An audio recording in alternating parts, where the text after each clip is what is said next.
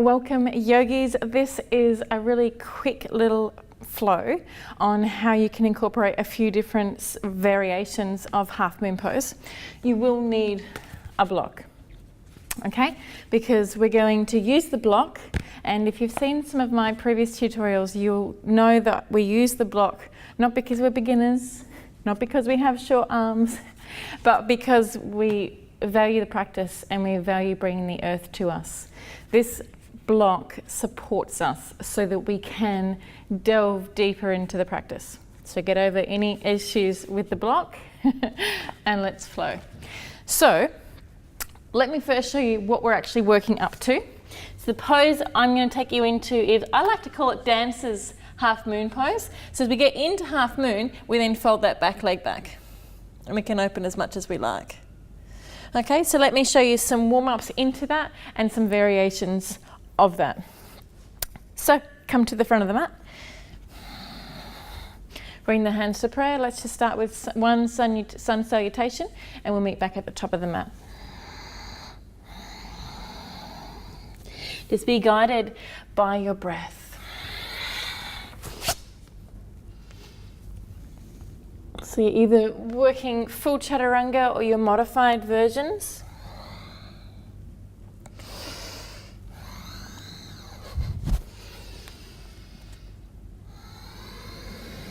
Good.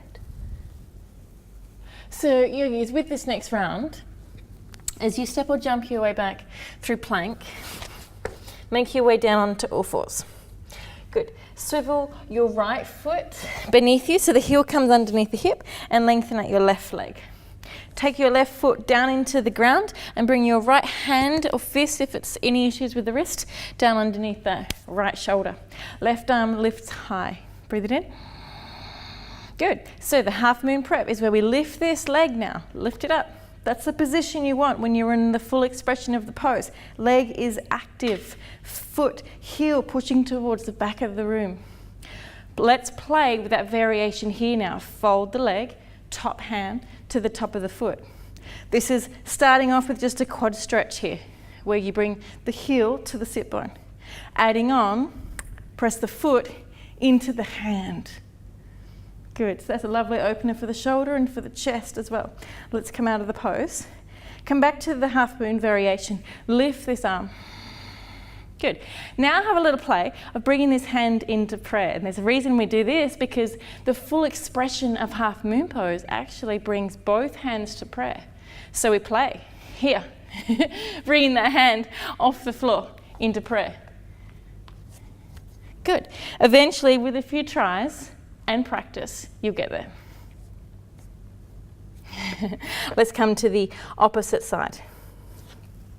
So I'll do this one facing away from you so that you can see the full extension in the back bend variation. So we lifted that arm and the leg. Active, fold, quad stretch to start with. So we need to open through the front of the leg and then start to push the foot into the hand.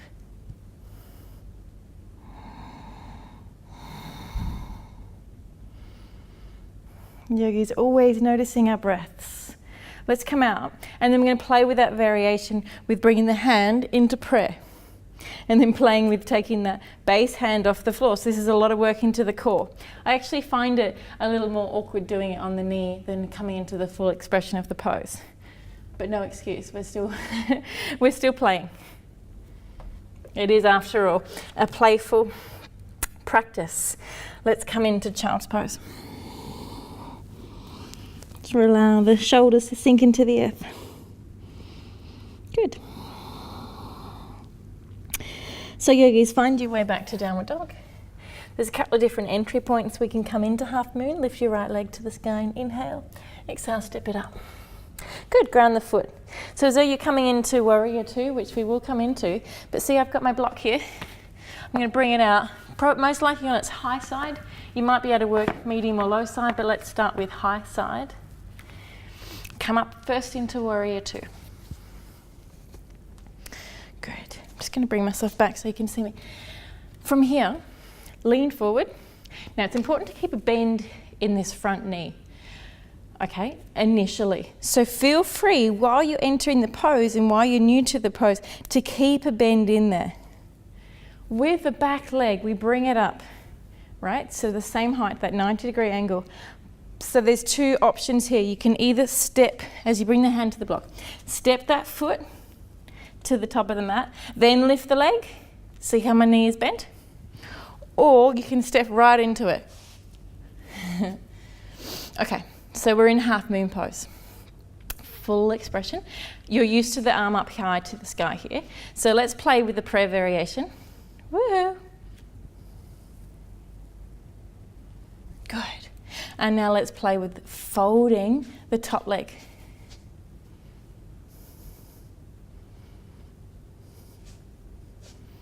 Some of you, I know, will not need the block. So bring the hand to the prayer, to the floor, or play around with different variations here. Okay. Well done. Let's find warrior two. Windmill it out. And all the way to the floor, flush it out.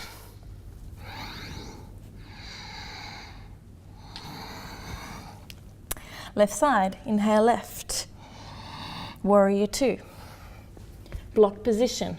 This is where you want to bring it slightly to the left, okay? Slightly to the left of the foot. Windmill warrior two.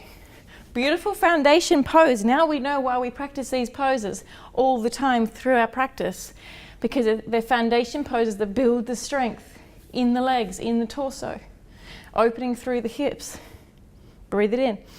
The stepping stone. See how this pose becomes a stepping stone to something else. Lean forward now.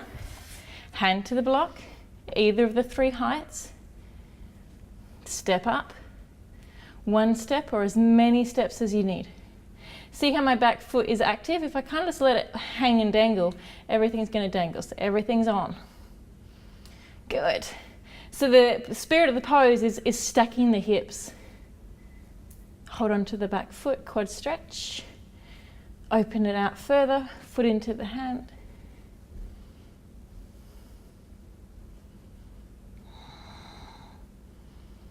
Good, play with your variations.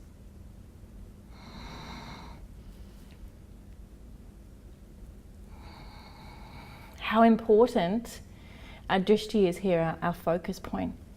Good, let's find warrior two.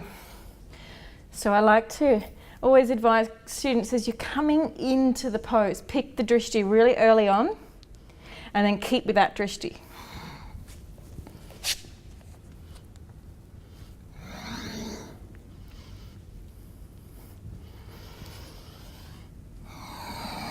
Find your way to the top of the mat. Inhale and rise. Exhale and fold. Well done, yogis. Thanks for joining me. You can incorporate that into your classes. Have fun. Namaste.